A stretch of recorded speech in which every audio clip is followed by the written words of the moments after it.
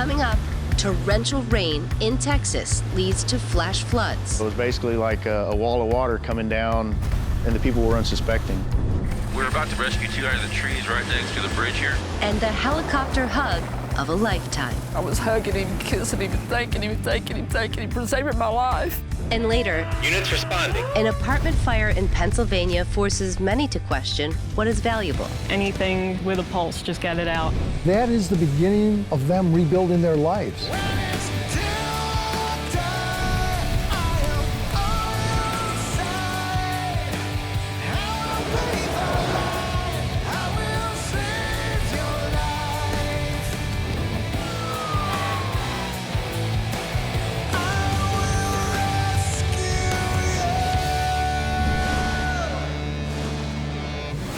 Deep in the heart of Texas, the Hill Country is known for its beautiful rivers and breathtaking views. But when storms roll in, like they did in October of 2018, the area can go from breathtaking to life-taking. Fortunately, the Lone Star State has no shortage of heroes. Junction, Texas. It sits about 140 miles west of the state capital, Austin. Located where two rivers meet, the North and South Llano, this sleepy little town is a great place to fish, hunt, and just enjoy Mother Nature. But for Debbie Thomas, her short vacation with boyfriend Bobby and dog Chaps took a very unexpected turn. She soon found out why locals call Hill Country by another nickname, Flash Flood Alley. Got there Saturday morning and camped, and we'd planned on leaving Monday morning to go home. We'd been fishing Sunday evening, and it started sprinkling a little bit, and we decided to go ahead and put their fishing stuff up and get in the camper. I finally laid there and went to sleep, and the rain, because I like to hear the rain pitter-pattering on the tin. In Hill Country, what seems like harmless drizzle can turn into real trouble in a hurry. Since October is peak rain season, first responders were already on high alert.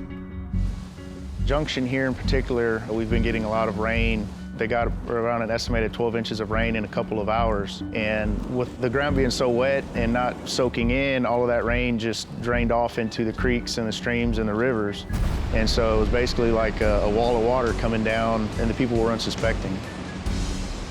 Luckily for Debbie and Bobby, while they slept, her trusty dog Chaps became the first hero of the day by giving them a very helpful heads up. He jumped up on the bed, and his paws were wet. And so I looked down on the floor, and I could see the carpet was wet. So I went over and opened the door, and water was flooding in the camper. And so I woke Bobby up and told him we need to get out. The South Llano River had flooded its banks and entered the RV park, swirling around them as they scrambled to get out. The water was already over 2.5 feet high and rising at an alarming rate. As soon as I stepped out of the camper, I seen this pallet of 6-inch PVC had already washed up against a tree. And I looked up that tree, and I knew right then that happened for a reason, that somebody was with us. With no escape route in sight, Bobby knew that their best bet was to get as much elevation as possible as quickly as they could. The challenge was getting Debbie and Chaps up into that slippery tree. I told Bobby it's still too high. And the next thing I knew, he pushed me up, and I made it. And then he hit me Chaps, and then somehow or another he got up. They were safe for the moment, but needed help urgently. I reached for my phone and I called 911, and he said they'd have him there. Bobby heroically managed their conditions as best he could. It's a good thing we got in that tree right when we did. I guarantee you within 10 minutes, it's already above her waist. Then, first responders arrived on the bridge just above the RV park.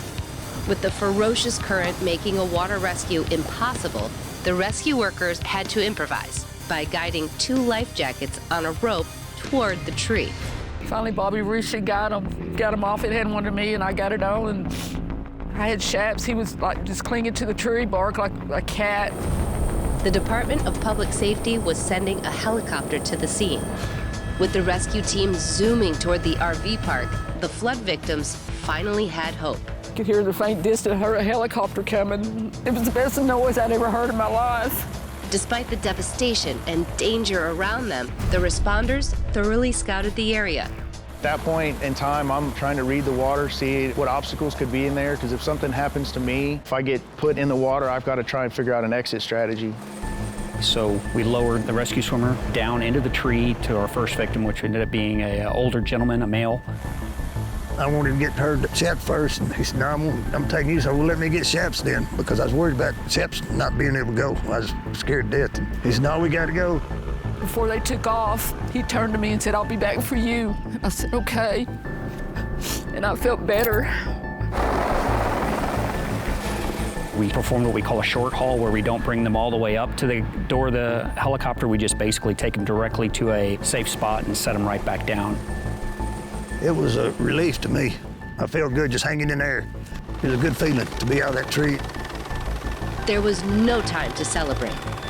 Debbie and Chaps were still stuck in that tree that was being pounded by rushing rapids.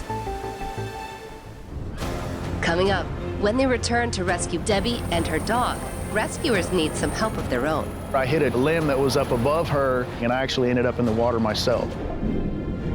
Then, an apartment fire threatens the safety of many. I look up and black smoke just started pouring out of my air conditioning vents. But first, a tip on how to keep you safe. If you live in a special hazard flood area, such as a floodplain, have an evacuation plan in place before disaster strikes. And always remember to stay out of floodwater. It only takes a few inches of rapidly moving water to knock a person over. Prepare, plan, and practice. It's never too early to prepare for the worst.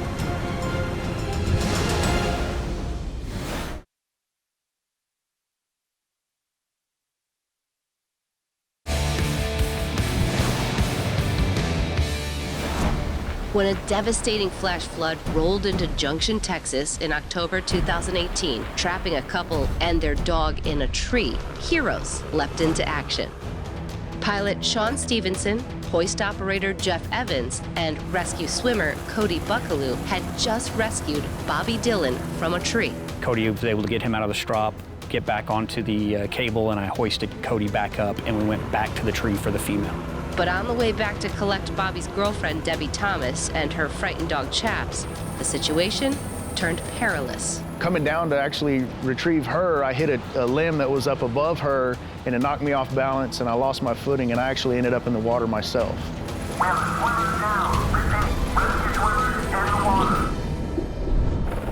The TFO, Jeff, was actually able to start reeling me in, kind of like a fishing pole.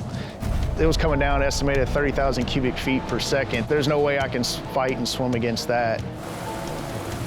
We maneuvered the helicopter to get back to where he had fallen in and over him, and then we picked him back up, placed him back in the tree, and he was able to crawl up to where the female was. Even for an experienced rescue swimmer like Cody, rescuing a person and a dog at the same time presented unique challenges. I put her in the quick drop backwards, which basically bowed her over forward, so she was leaning away from me. I said, I gotta take my dog, and he said, we'd try. But he said, you gotta hold him. She was spent. I mean, I don't blame her. I mean, she'd been there holding onto that tree for 5 hours in the fight of her life. When I felt him kind of raise me up, I grabbed a hold, put my arms around Shep's neck, and then when we took off, I locked my legs around him. She grabbed a hold of her dog, basically just bear hugged it, and then that's whenever we went up and were able to get out of the tree. And it just seemed like no time we were up to the helicopter, this guy took Shaps, and then they pushed me in. I was turned, and Cody's like right here, and I was hugging him, kissing him, and thanking him, and thanking him, thanking him for saving my life. She put her arms around Cody and just held him, pulled him in tight. You know, it looked like the warmest, friendliest hug I've ever seen.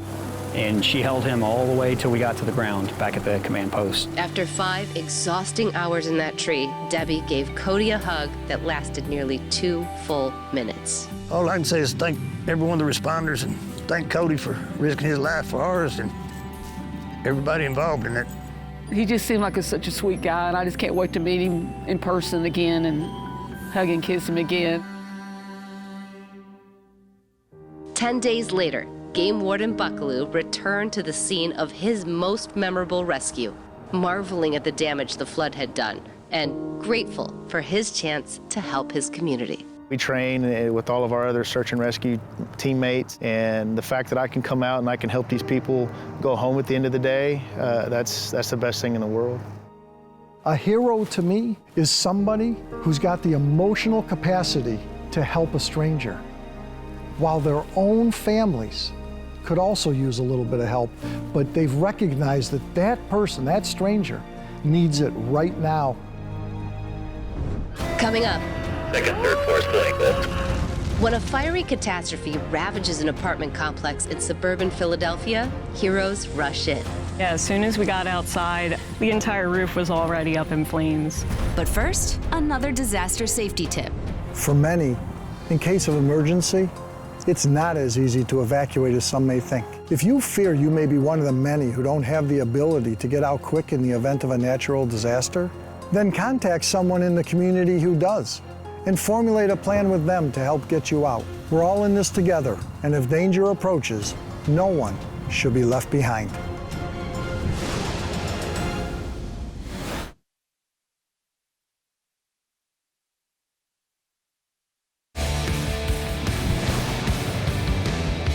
Heroes never get to take a break if the job calls on them, not even on the weekends. When most people are relaxing at home, maybe even watching a game, first responders have to always be ready to heed the call of action. It's that instinct in them, the want to help others in need, and that makes them who they are, heroes. Norristown, Pennsylvania, a small borough nestled just outside of Philadelphia city limits. With just over 34,000 people, the folks here couldn't be any prouder of their wonderful community. I love being in this area. It's so beautiful and the green out here. It's just amazing to have an area like this park and all the nature around here.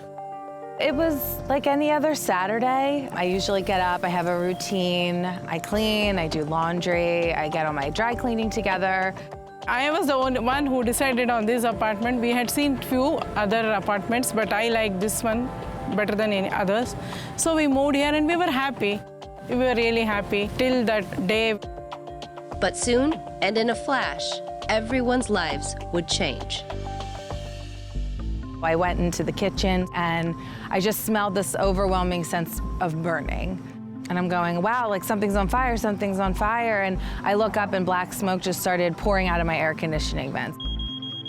We actually heard an alarm first. It was just a small chirping. We thought it was the door ajar alarm. So after maybe 30 seconds, I said, I'm just gonna go out and close the door. I barely even went out into the hallway and I saw that it was already filling with smoke. The strobe lights out in the hallway were going off. Suddenly, somebody was banging the door and they asked us to just move out of the building. The building is on fire, so we didn't know what to do. We were just in panic. I grabbed my purse, which had my phone and my keys in it, and I kind of ran out the door. And I just remember turning around once I walked outside and just seeing smoke now pouring out of every single window of my apartment. I keep all my passport and important stuff in a bag. When something happens, at least we'll be able to grab those important things. But you can't take everything. As the residents of the 3-story apartment complex ran for their lives, the alarms at the Norristown Fire Department station were sounding, and firefighter Charles Scott was there to answer the call. We only had 4 guys working, and we know we needed to get help there soon. And our main job at that point was to protect the stairways so we can give the occupants a chance to escape. Units responding. Second, third floor ceiling lift. I could hear the talk on the radio, and immediately you kind of know this beautiful June afternoon is really going to be disrupted for an awful lot of people. It was a 3-story apartment building. We had heavy smoke coming out of the roof line. There was flames showing from the rear of the building. My partner had already started calling for help because we knew we were going to need it. First responders always need to think of their community's needs first and their own needs last. It was a race against time for the first responders to get the fire out. I just remember thinking, my laptop bag, I passed it running out the door. Like if I just would have grabbed it. It had my hard drive in this front pocket, which had all of my photos on it. As soon as we got outside, probably less than 4 or 5 minutes later, the entire roof was already up in flames. The first thing I thought of, just get people out, get the pet out, you know, just anything that with a pulse, just get it out. As the inferno continued to grow, the first priority for the firefighters was to prevent the fire from spreading to other areas of the apartment complex or to other structures nearby. The building was in pretty bad shape. The roof had fully collapsed. The second floor was in bad shape. Coming up, after the fire, hope for precious items to be found among the ashes. You're starting to remember all the things that you have inside your home that can't be replaced.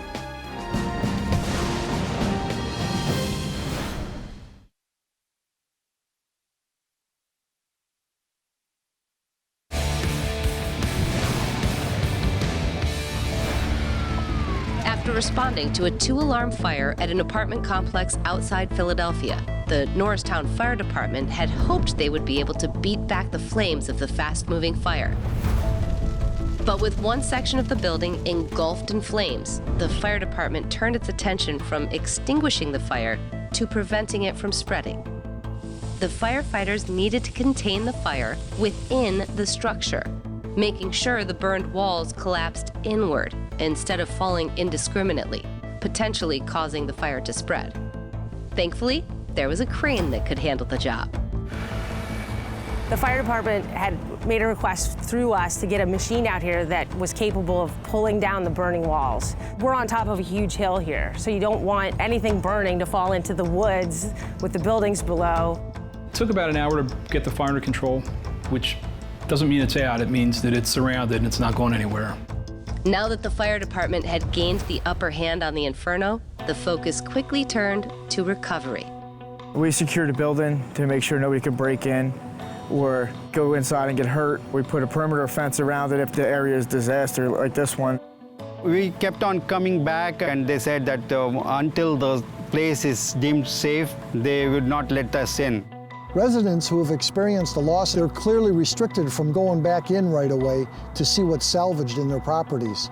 The police and fire lines put in place are there for their safety. It was very surreal, and it was just this feeling of like, I wish I could have gone back in there and grabbed something else, and you're starting to remember all the things that you have inside your home that can't be replaced. There's a process, and we'll go through it together, and there's steps that we'll take together. Like, we got you. We're gonna walk you through this whole thing. U.S. fire departments collectively respond to more than 350,000 house fires each year, resulting in more than $6 billion worth of damage. We scheduled a morning to have the excavator operator here. Excavator's on the pile, and we started digging through all this debris. All of our stuff was just in a huge pile, but I was adamant about seeing if they could find my hard drive, which has all my photos. If I could just find this bag, like I can walk away knowing I lost everything else. She was dead set on finding her laptop. If something's in there that's that important, then we'll do everything we can to help you find it. You have drywall, framing, insulation, all this stuff is all just in a mashed up pile.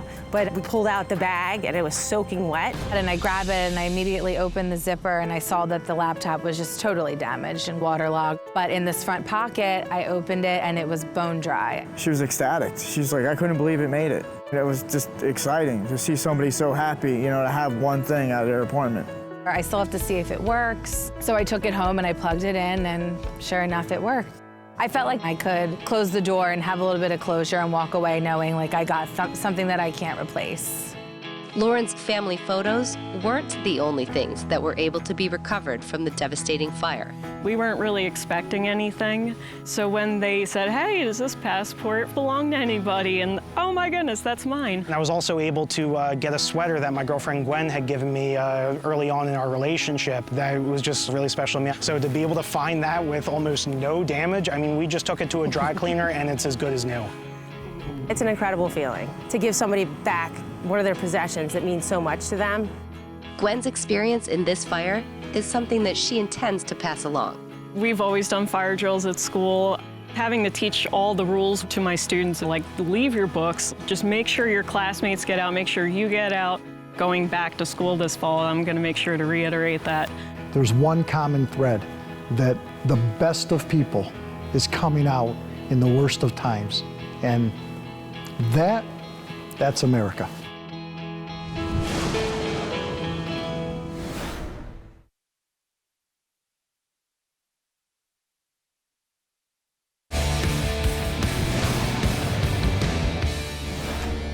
lessons were learned from these tragedies. And what's more important, life is not about your possessions. First responders will forever be called heroes by the flood survivors in Junction, Texas, and the people of the apartment complex fire in Norristown.